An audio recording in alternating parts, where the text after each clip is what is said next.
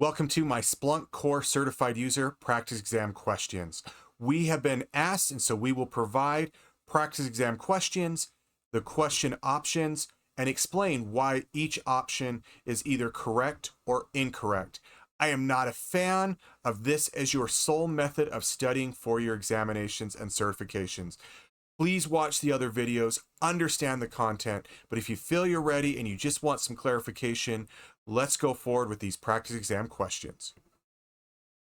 Welcome back to our Splunk certification series by Lame Creations. Today's question is all about how events are displayed after running a search in Splunk.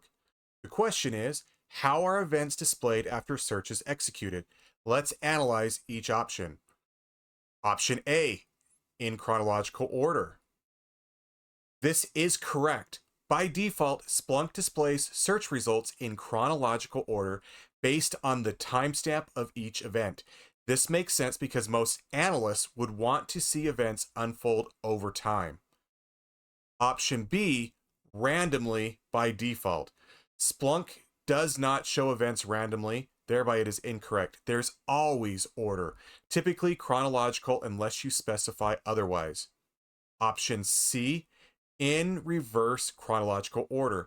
That also is incorrect. While you can reverse the order, this is not the default behavior. You would need to use commands like reverse to achieve this. Option D, alphabetically according to field name. Incorrect. Splunk doesn't organize events alphabetically by field name by default. This would be quite unusual for log analysis where time sequence is key. Therefore, the correct answer is A, in chronological order.